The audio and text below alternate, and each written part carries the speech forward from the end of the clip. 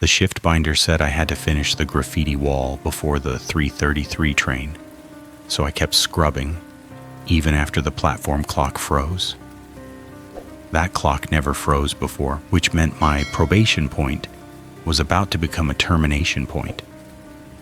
The air by the service door felt warm on my knuckles, like a vent exhaling from a wall that had no vents. I took the station cleaning contract because my badge access was on a performance plan, and tonight was the last night of the window. One more non-compliance incident, and the system would auto-lock my credential at 4 a.m., which is a polite way of saying I'd be escorted out with a cardboard box. Anyone who's worked overnight in a public building knows the math. You don't get to be tired, you don't get to be human, you just get to be useful. The wall I was assigned to was at the far end of the northbound platform, under a camera dome that always blinked red when it was recording. Always. The dome was dark. No blink. No little red dot. That part didn't register until later. The binder wasn't even mine. It lived in a plastic box labeled Custodial Tier 2.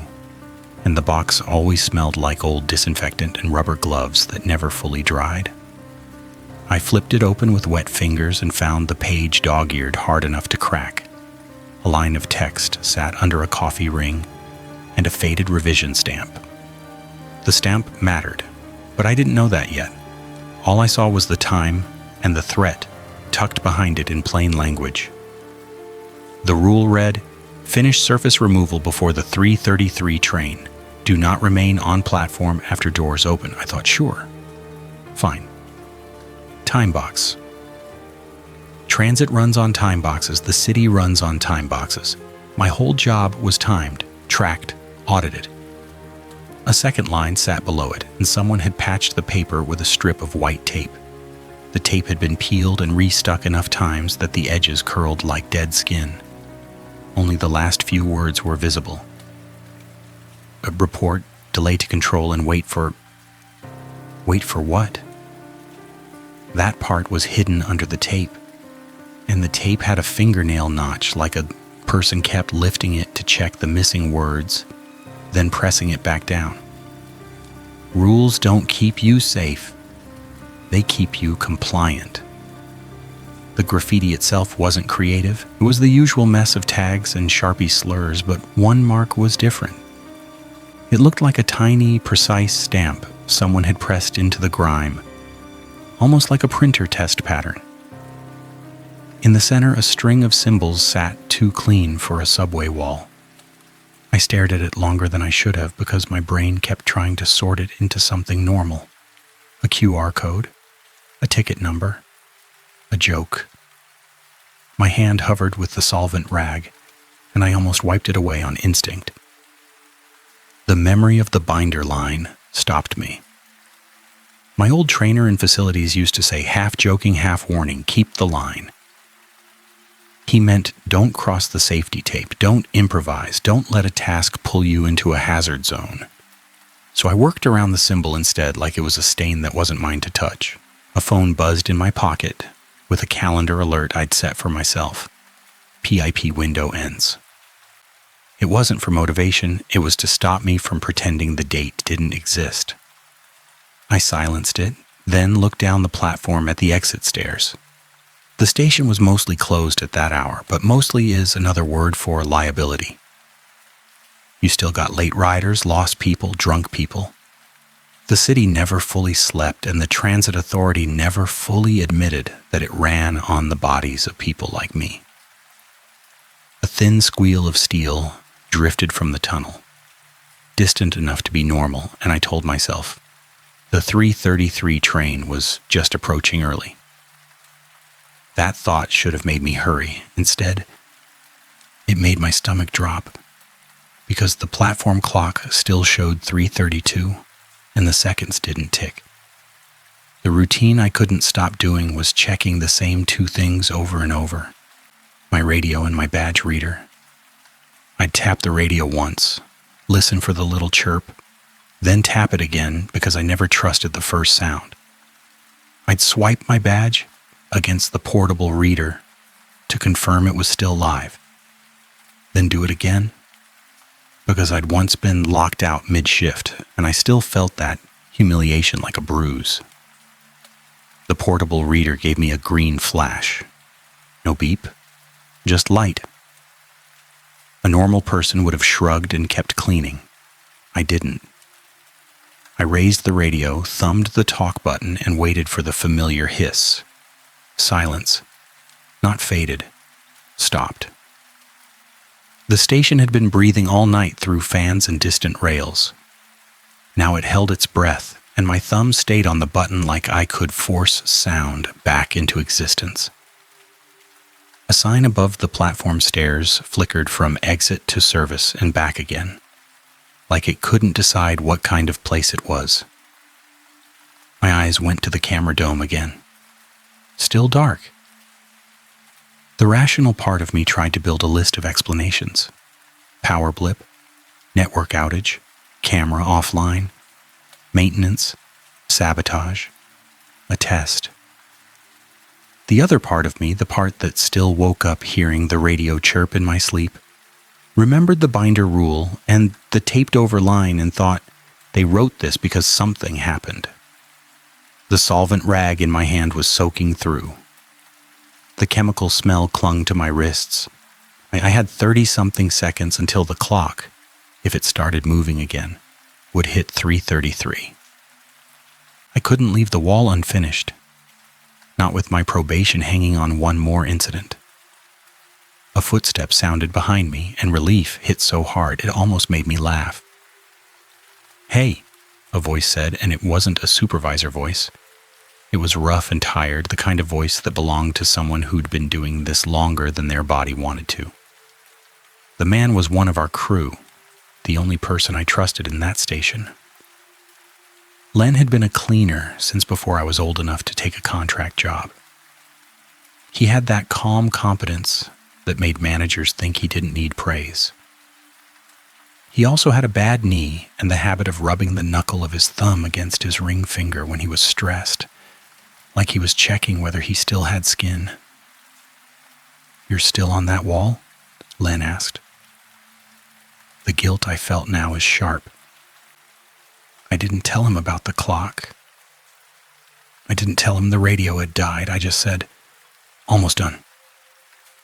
Len looked past me at the tunnel, then up at the dead camera dome. His thumb rubbed his finger once, twice. "Control's been weird," he said. "My work order disappeared. I'm logged in, but I'm not in. You know what I mean?" I knew. I'd had that happen in other facilities. The system treated you like a ghost. You could work, you just couldn't prove you did.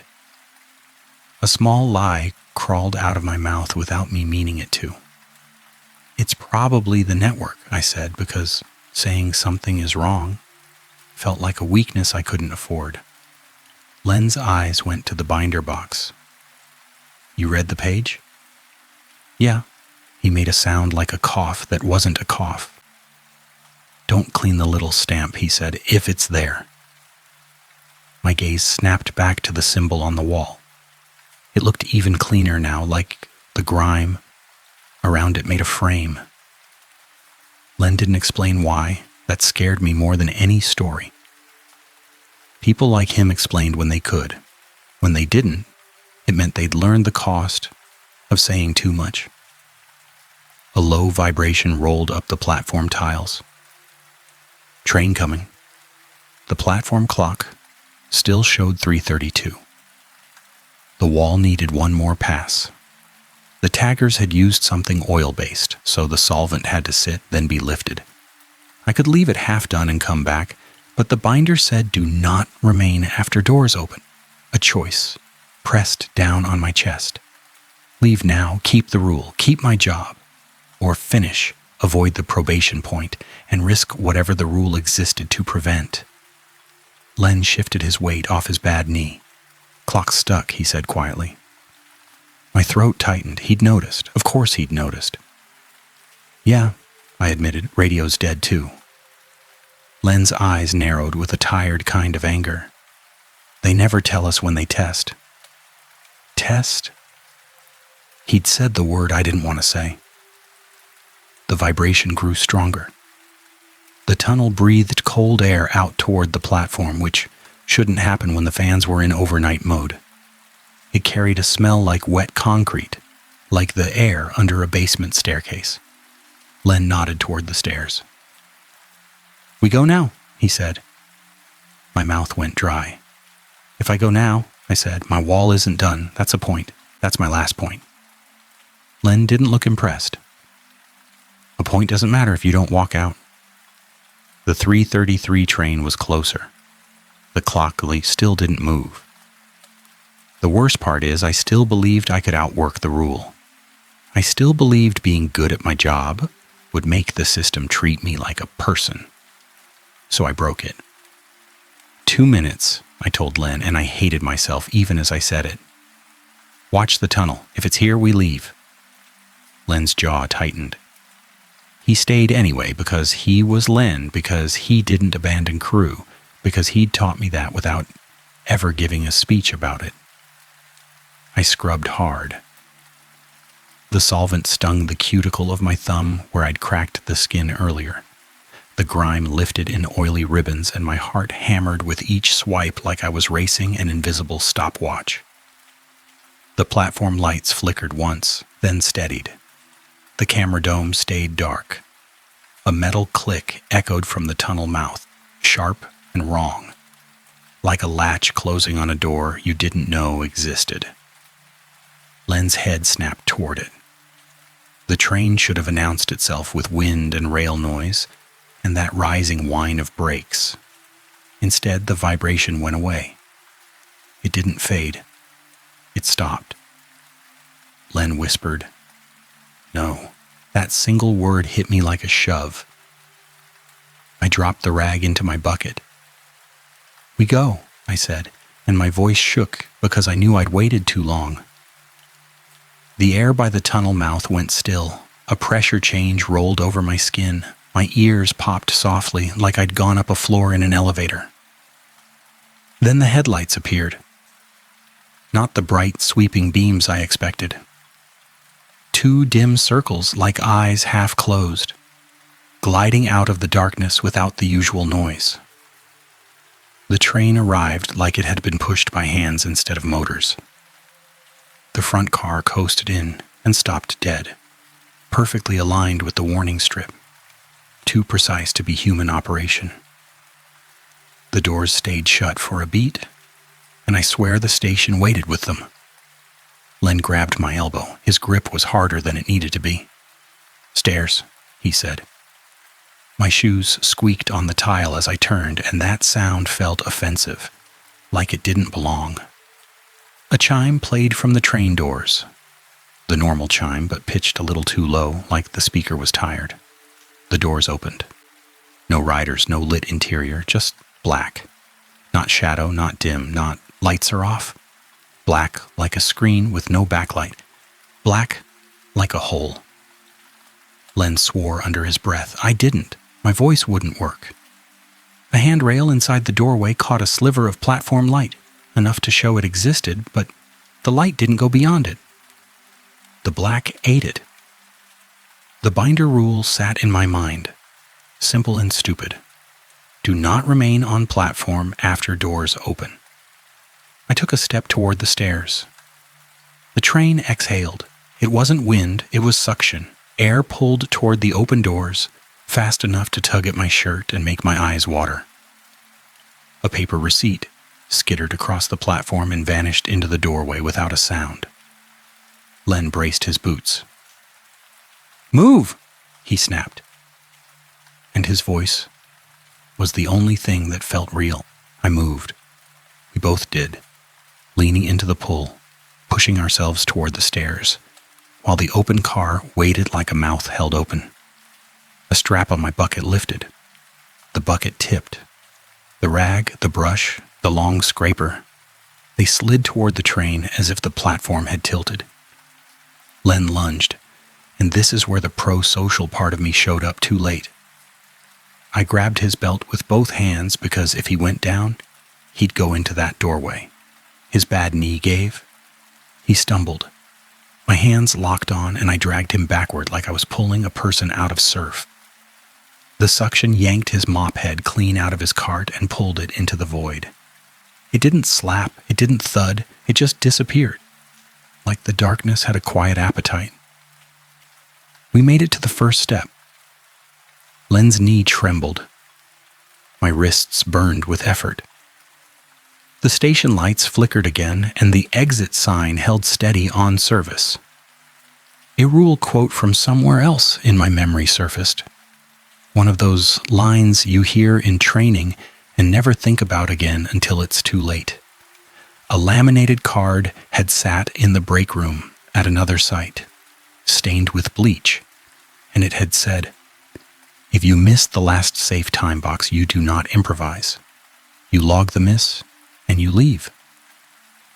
Logging the miss was a joke without a radio, but leaving was still possible. I hauled Len up the stairs one step at a time while the pull weakened like it was bored with us. At the top landing, the suction stopped. Not eased, stopped. The station had been pulling air toward that open car like a lung. Now it held everything still, and the silence hit so hard my jaw clenched. From the landing, I looked back down. The train doors were still open, the black still waited. The platform clock still read 3:32. Len leaned against the wall, panting. "They're going to say we abandoned the work order," he muttered, and anger finally cracked through his exhaustion. "They'll write it up. They'll say we didn't follow procedure." My stomach turned because he was right. The system always found a way to make survival look like misconduct. A speaker crackled above us. Not the full PA system. Just a small intercom box near the service corridor. A voice came through, flat and filtered, like it was routed through too many layers. "Custodial," it said. "Confirm status." Len and I looked at each other. That voice wasn't Control's normal dispatcher. Control used call signs. Control used names. This voice used a category. Len lifted his radio and thumbed the button, then lowered it when nothing happened. "Radio's out," he called up toward the speaker anyway. A beat of silence, then the voice said, "Use wall unit." The wall unit was a gray phone mounted by the service door, the kind with a short cord and a button panel. It was for emergencies and for maintenance coordination. It also logged every call. The system loved logs. A laminated card hung beside the phone, clipped on a key ring. The plastic was cloudy with scratches, and the clip had a staple shadow in it where someone had reattached it. I'd never bothered to read it before because the wall phone was just a phone. Len's eyes flicked to it. "Don't," he whispered.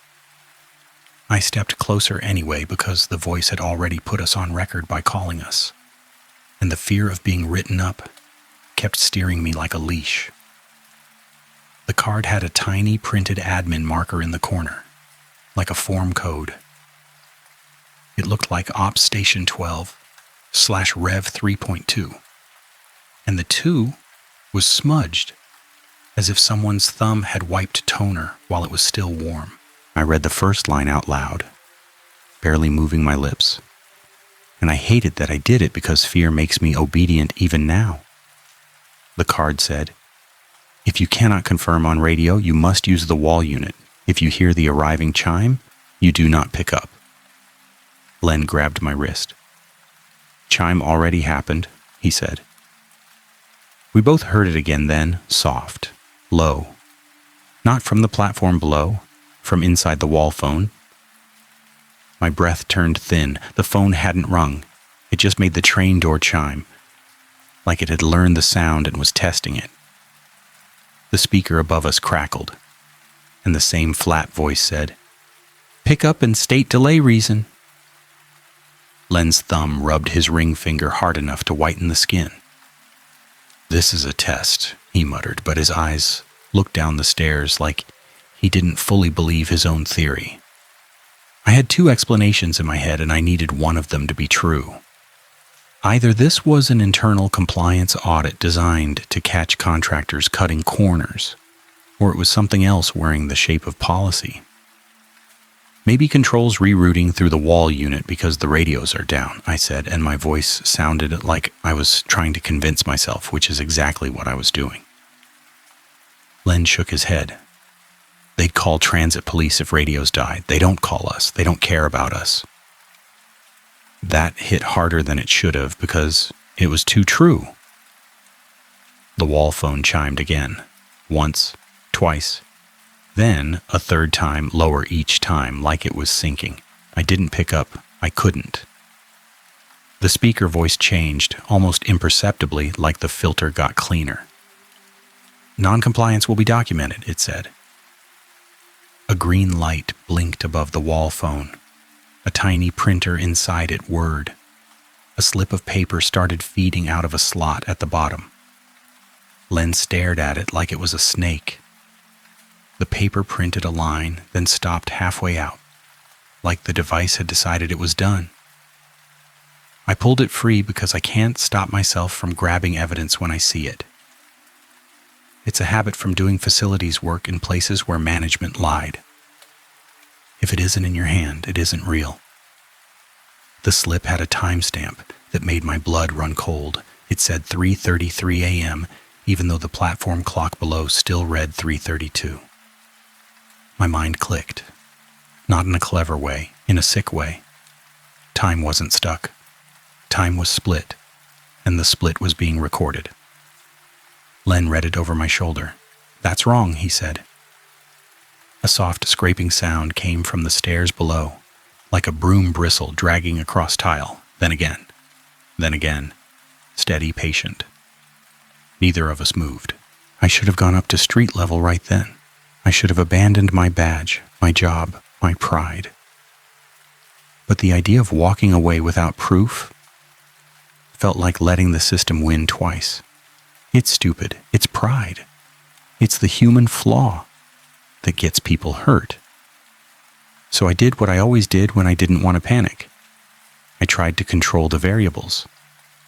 Cameras, I said, and my voice steadied because tasks make me brave. We check the CCTV room. If it's an audit, it'll show. If it's not, we log it. Len gave me a look that was almost a plea. And if the train is still open? Then we don't go down, I said quickly. We don't go down. We just check the feed. The CCTV room was a small closet off the service corridor, 2 doors away, behind a sign that said authorized personnel only. My badge should have opened it. It had every other night. I tapped my badge to the reader. Green light again. Still no beep. The lock clicked and didn't click, like it started and then changed its mind. The door stayed shut. I tried again because I try again. Green light, no beep, no unlock. Len leaned close to the reader and squinted. Look, he said. A message scrolled across the tiny screen. Not an error code, not access denied. It said access pending. Pending.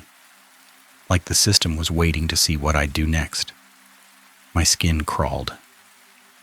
This isn't how access works, I whispered. Len's thumb rubbed his finger so hard his nail scraped skin.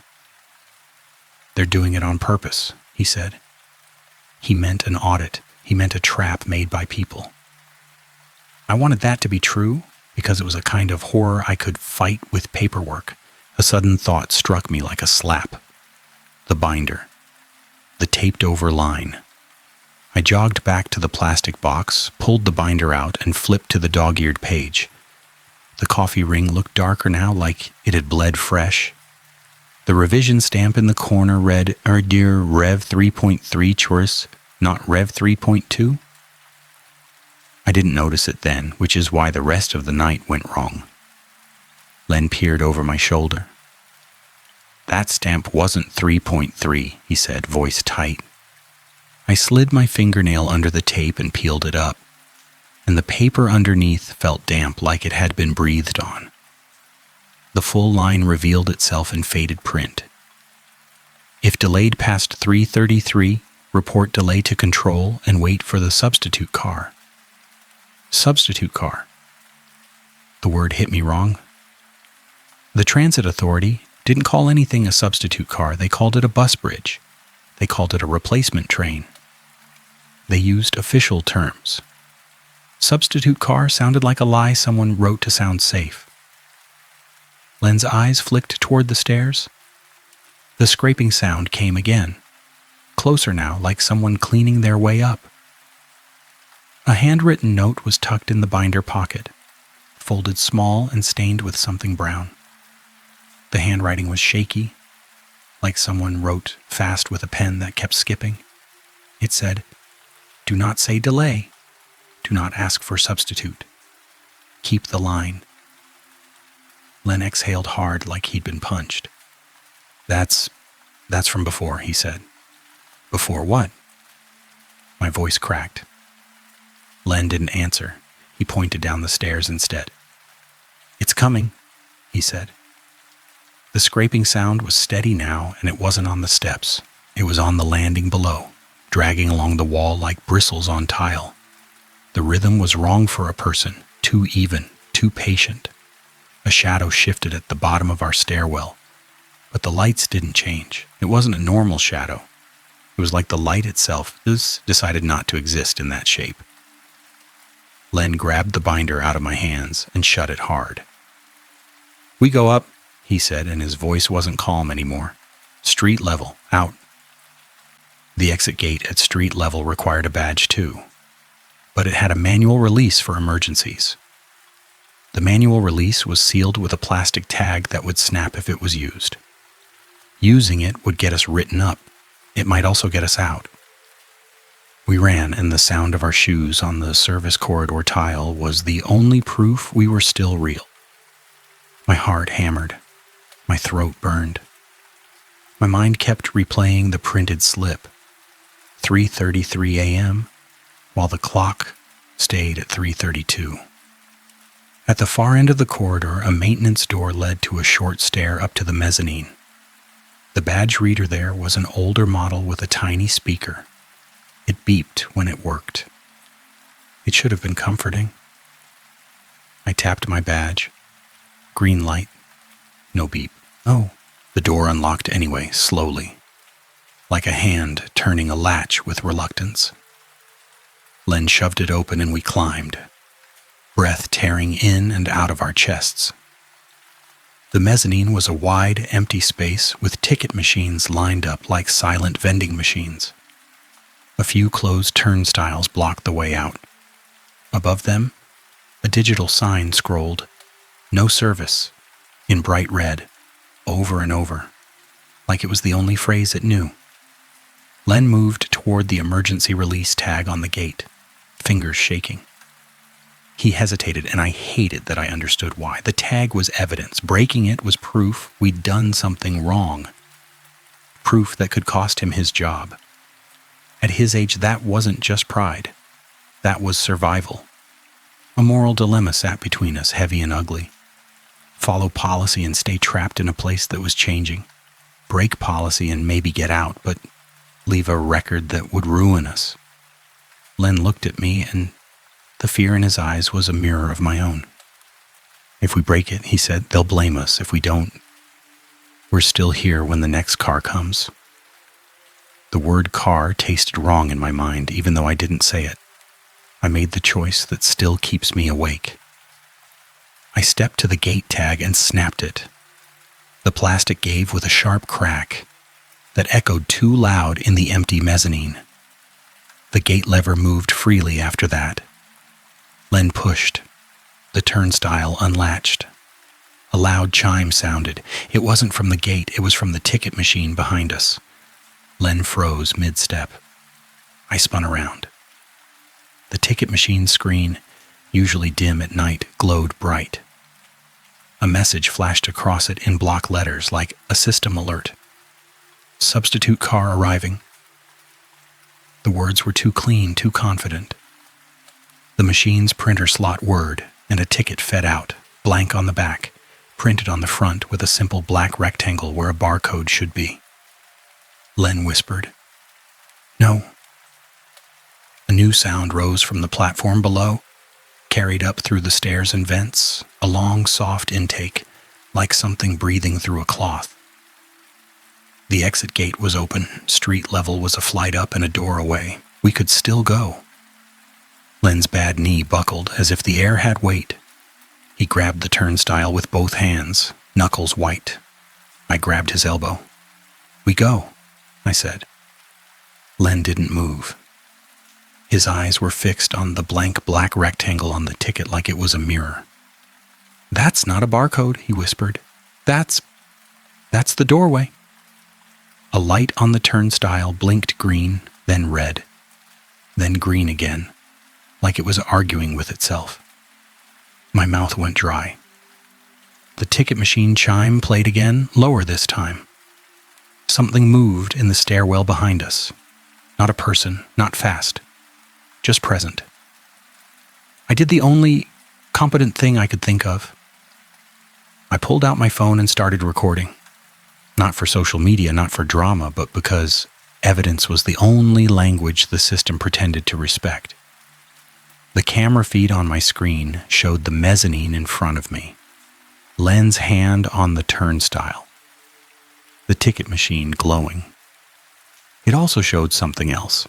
In the reflection of the ticket machine glass, a figure stood in the stairwell. Cropped by the frame, too tall to fit the steps, head bent at an angle that made no sense for a human spine. The camera auto exposure pulsed, brightening and darkening, like it couldn't decide if the figure was there. Len didn't look back. He couldn't. I didn't tell him exactly what I saw. I just said, "It's behind us." Len's thumb rubbed his ring finger again, frantic now. "They're using the rules," he said. "They're using us. It's not the train, it's the compliance window." The word window snapped things into place. The revision stamp, revision 3.3, the time slip, 3:33 printed while the clock stayed at 3:32. This wasn't a schedule, it was a system state. A window where something changed, and the station decided who belonged. A voice crackled from the mezzanine speaker, different from the earlier flat voice.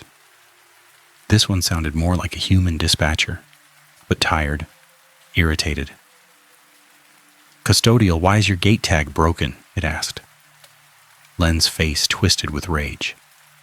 "Because your radio is dead," he shouted, and it felt good to hear anger because anger is still human. The dispatcher voice sighed. "Gate tags are for emergencies," it said. "This is not an emergency. Return to platform and wait for substitute car." The way it said substitute car was practiced like a script. I held my phone up, still recording. "We have evidence," I shouted back, because I needed the system to know I wasn't alone in my reality. Time slip, train void, cameras offline. The dispatcher laughed once, short and ugly. "Cameras aren't offline," it said. "They're in audit mode. You should know that. You signed the NDA." NDA.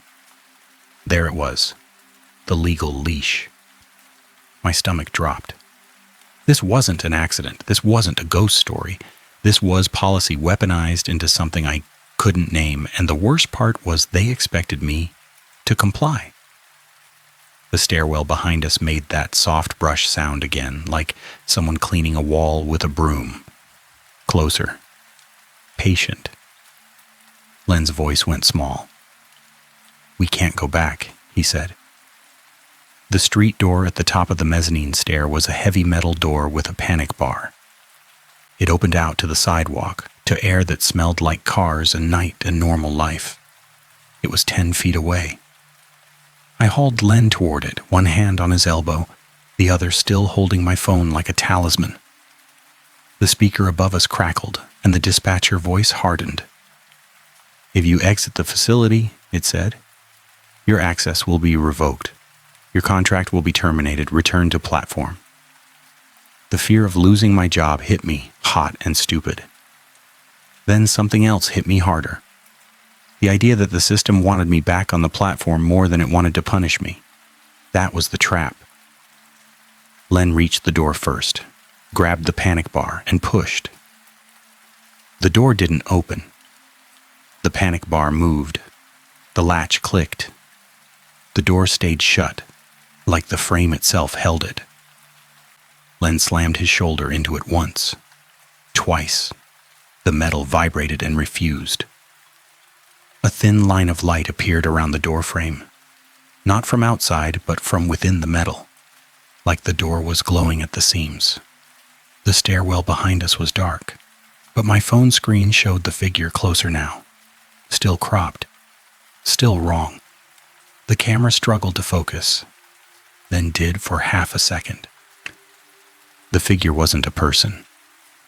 It wore a reflective vest, the kind cleaners wear, but the vest was printed with the word substitute in block letters. The head was blurred like a face behind frosted glass. The hands held a long-handled brush, and the bristles dragged lightly along the wall, making that patient sound. Len stared at the door frame light and whispered, "It's waiting for us to comply."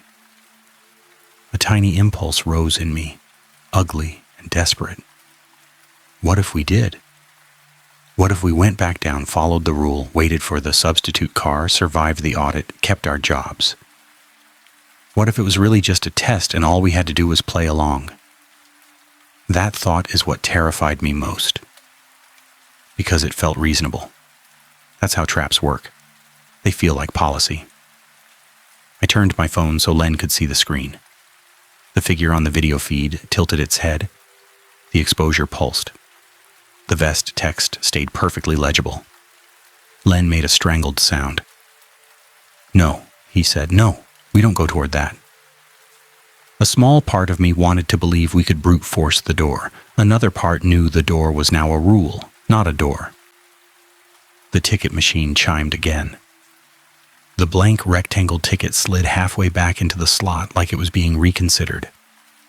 My mind went back to the odd symbol on the graffiti wall, the one I'd worked around. It had looked like an admin artifact, a tag, a code, something that didn't belong. A new theory formed, ugly and plausible. What if that symbol wasn't graffiti at all? What if it was a mark that told the system where to open? What if cleaning it removed the boundary? Len's earlier warning replayed, "Don't clean the little stamp." I swallowed hard. "We have to go back," I said, and the words tasted like betrayal.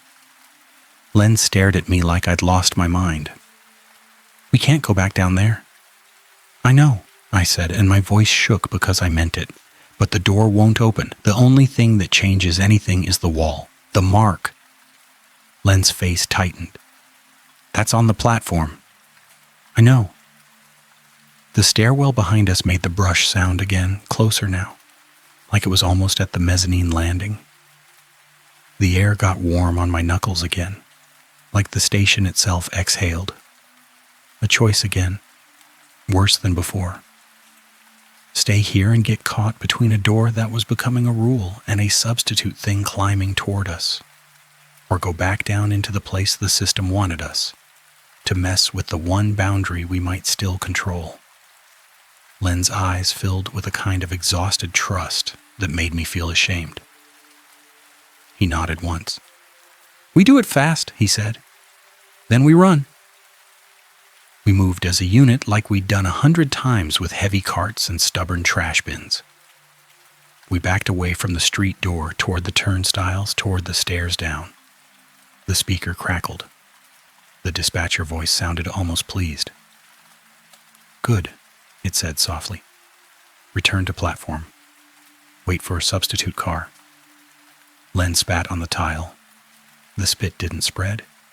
It sat in a perfect bead, like the floor had become hydrophobic. The stairs down felt steeper than they had a few minutes ago. The platform below was lit in that harsh fluorescent way that makes skin look sick. The train still sat there, doors open, void waiting. The platform clock still said 3:32. I didn't run down. I walked. Because running makes you trip, and tripping makes you fall, and falling makes you end up in a doorway you can't explain. Len gripped the railing with both hands, moving carefully to protect his bad knee. Halfway down, a sound came from behind us. Not footsteps, not brushing. A soft, crisp page turn like someone flipping paper in a quiet office. It was impossible. It was specific. It made my skin prickle with a cold sweat. Len froze. His eyes went wide. "No," he whispered, and the word sounded like a prayer. The page turn happened again, closer, like the sound was moving down the wall beside us rather than on the stairs. Then a third time, and it felt like something was reading. I kept moving because stopping felt like consent. At the bottom, the platform air hit us, cold and damp, and the suction from the open train doors stirred loose grit into small spirals that danced along the yellow warning strip. The graffiti wall was 50 feet away, under the dead camera dome. The symbol I'd worked around waited there, clean against grime. A new sign above the platform stairs flickered, and for a half second it read "Comply." Then it snapped back to "Exit," like it was embarrassed. Len and I moved toward the wall with the careful urgency of people who know they're being watched even when cameras are dark. My phone recording was still running. The video feed showed the platform, the open train, the wall. It also showed the camera dome above us blinking red now. It was recording again. It had never been offline. It had been choosing. A line from somewhere in the station hissed to life, like a speaker warming up. The flat voice returned, not the dispatcher voice. This one sounded like a recording that had been used too many times. "Custodial," it said. "Complete surface removal." Len hissed, "Don't listen." The solvent bucket sat where I'd dropped it earlier, slightly closer to the train than it should have been. The long scraper was gone. It had vanished into the void. Evidence lost. Resource lost. It felt like the station had taken a tool as payment for my earlier delay. I grabbed the rag again and approached the symbol. Up close, it looked even stranger. The lines were too crisp. The shape had a faint raised texture, like a label pressed into the concrete rather than paint on top. My fingers hovered, and a chill ran along my skin. A thought hit me, sharp. What if the rule wasn't finish before the train? What if the rule was finish the wall so the mark stayed in place? What if cleaning around it was the only safe way to keep the boundary intact? The binder's taped line had told me to report delay and wait for substitute car. The handwritten note had told me not to say delay, not to ask for substitute. Keep the line. The system wanted a spoken compliance. It wanted me to say the words that opened the door. So I broke the rule again. But this time for a reason that wasn't selfish. I turned to Len and said, "Get up the stairs. Now." Len's eyes flashed. "What are you doing?" "I'm fixing it," I said, and my voice cracked because I knew the cost. "Get out while the door still knows what it is." Len shook his head. "I'm not leaving you." "Len," I snapped, harsh, and the anger was a mask for fear. "Go. If one of us gets out, the evidence gets out." Len hesitated. His thumb rubbed his ring finger once, then stopped. He nodded, jaw tight, and started toward the stairs, limping faster than I'd ever seen him move. My chest tightened with guilt because I was ordering him like a supervisor, but I needed him to live. I needed someone to make it out with proof. The open train doors sighed. The suction strengthened, pulling at my shirt again. The platform grit swirled. I pressed the solvent rag to the symbol. The texture resisted. It wasn't paint, it was a label. The rag caught on the raised lines and the symbol didn't smear. Instead, the grime around it shifted, as if the wall itself moved under the pressure. The concrete felt soft for half a second, like wet clay. My breath hitched. No, I muttered, because the wall shouldn't move. The camera dome above me blinked red, once, twice, then it stayed solid, recording steady. A new line of text appeared on my phone screen, overlaid like a CCTV caption, even though I was filming with my own device. White letters, clean, centered. Subject, consents. My stomach dropped. That caption wasn't from my phone, it was from the system, piggybacking on my recording, rewriting my evidence into their language. A spark of anger flared. "I don't consent," I said out loud, and my voice sounded small in the open platform. The flat voice from the speaker responded immediately, like it had been waiting for me to speak. "Consent recorded," it said. The suction pulled harder. My feet slid an inch toward the train, and panic shot through me. I planted my boots wide, bent my knees, and grabbed the wall with my free hand. The concrete felt warm now, like skin under a glove. A memory flashed, not from this station, but from training. How to contain unknown substances, how to label and isolate, how to never wipe something you don't understand, because wiping spreads. A containment idea formed, desperate but logical. If the symbol was a label, I needed to cover it without smearing it. I needed to keep it from being cleaned, from being recognized as open. My eyes scanned for something, anything, a caution cone, a trash bag, tape. The bucket had a roll of orange hazard tags clipped to the handle, used for marking spills and broken glass. The tags were cheap, adhesive-backed, meant to stick to anything. I ripped one off with shaking hands. The tag read, "Do not use," in black letters. Perfect. I slapped the tag over the symbol. For a heartbeat, the suction stopped. Not eased. Stopped. The station held still like it had been interrupted. The open train doors didn't close, but the pull went away, and I gulped air like I'd been underwater. A competence win. Small and fragile. Then the tag started to peel. The adhesive sizzled, not audibly but visibly. The edges curled, and a dark line crept out from under it like ink spreading in paper. My phone screen flashed another system caption, "Unauthorized label." The flat voice spoke, sharper now. "Remove obstruction." The station lights flickered. The platform clock ticked once, then froze again at 3:32, like it was mocking the idea of time. Len's voice echoed from the stairwell above, faint. "Doors open. Move." Hope hit me real and bright. The street door had opened for him. The system still knew it could let someone out. I looked at the tag peeling off the wall and understood the trap rule in my bones. The binder's line about reporting delay and waiting for substitute car wasn't safety. It was a test. It was a way to get a cleaner, to speak compliance into a system that fed on it. Following the rule would have doomed us. Breaking it was the only chance. My hands shook so badly I nearly dropped my phone. I grabbed the tag edges and pressed them down hard, trying to force the label to stay. The wall felt slick now, like oil under my palm.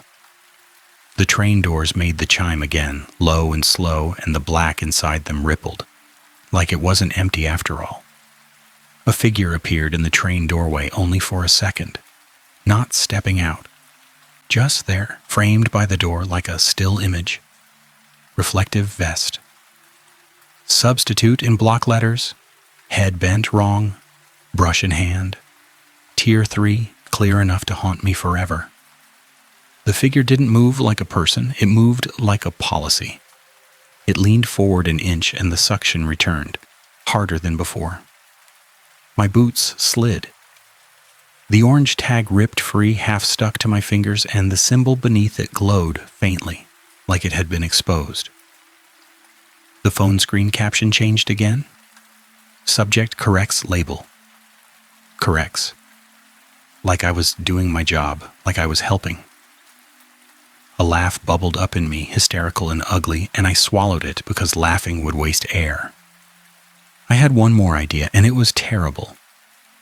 The hazard tags weren't strong enough, but the cleaning chemical in my bucket wasn't meant for walls. It was meant for removing adhesive and paint. If the symbol was a label, dissolving the adhesive layer might seal it, destroy it, break the doorway. Breaking the mark might also break the only boundary keeping the void contained. I didn't know, that was the worst part. No clean supernatural explanation, no clear instruction, just choices under pressure. Len shouted again from above, louder now, like he'd come back down the stairs. "Don't, get out." He'd returned. Of course he had. The adult relationship that mattered made the decision twice now, pulling both ways. A new sound joined the suction, subtle but unmistakable. The page turn again, this time from inside the train, like something flipping a binder in the dark. Len's silhouette appeared at the top of the stairs, framed by flickering light. He was holding the broken gate tag in his hand, like proof. "Go!" he yelled.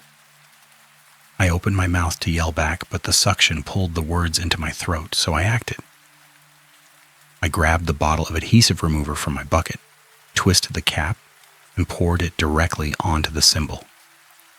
The liquid hit the raised lines and spread, and for a second the symbol looked like it melted into the wall, like ink sinking into paper. The glow flared, bright enough to sting my eyes. The train doors shuddered. The black inside them tightened, like a muscle clenching.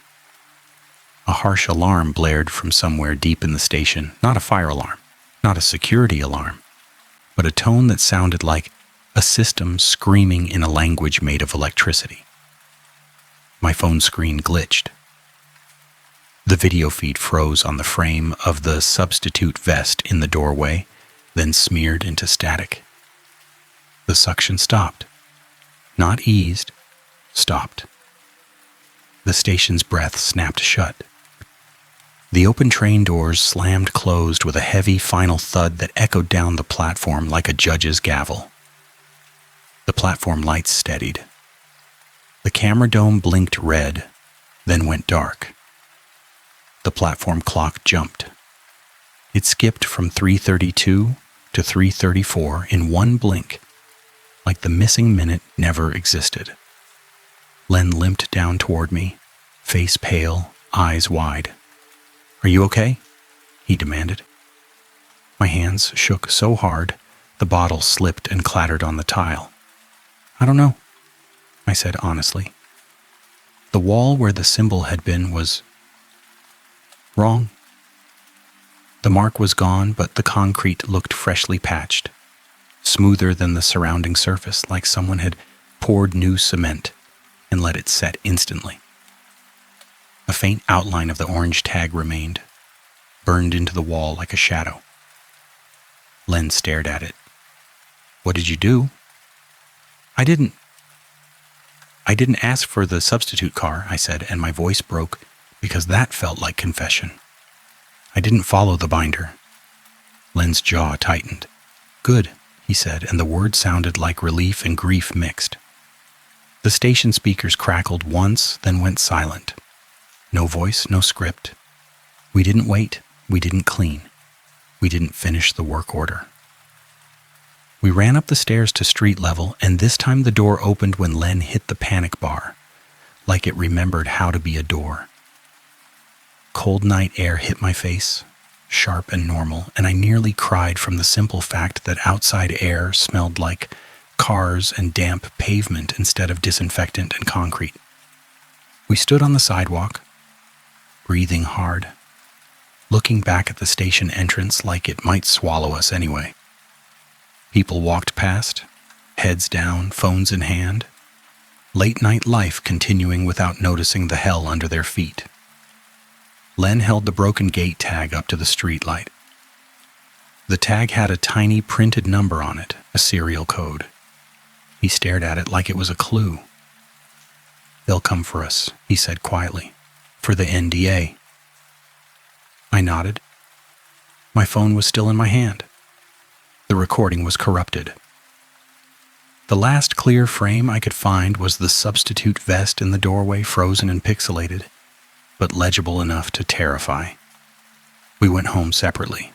That was part of the contract too. No loitering, no talking on company property. The system liked us isolated. Sleep didn't come. My hands kept shaking. My mind replayed the platform clock, skipping from 3:32 to 3:34 like a magic trick. At 9 a.m., an email arrived in my inbox from Transit Ops. The subject line was bland, almost comforting, routed through an internal queue name that looked like Custodial Compliance/Auto Review. The email was short, polite, deadly. It said my access had been revoked due to unauthorized emergency gate use and failure to complete assigned task. It attached a PDF of the work order showing my name as no-show, even though I'd been there. The evidence was rewriting itself. I forwarded the email to my personal account and watched it vanish from sent. Len called me that afternoon. His voice was hoarse. "They're denying I was there," he said. "My badge history is blank for last night, like I never clocked in." A human explanation still floated in my mind. Stubborn. Data error. Cover-up. Someone cleaning records to avoid liability. That was plausible. That was almost comforting. Then Len said, "My knee feels better." The words hit me like ice. "What?" I asked. "I walked to the corner store," he said slowly, like he couldn't trust his own body. "No pain, like it reset. A trade, an exchange." The system took and gave, not fairly, not kindly, but with the cold logic of policy. It had taken our tools, our jobs, our evidence. It had given Len his knee back like a perverse reward for compliance attempts we never agreed to. A thought surfaced, horrifying in its simplicity. Maybe the system wasn't feeding on bodies. Maybe it was feeding on documentation, on consent, on the act of saying, "Yes, I accept this procedure." Maybe it wasn't the building. Maybe it was compliance. I went back 2 days later, not to work, not with a badge, but as a person who couldn't leave a trap unmarked. The station entrance was open, normal, busy.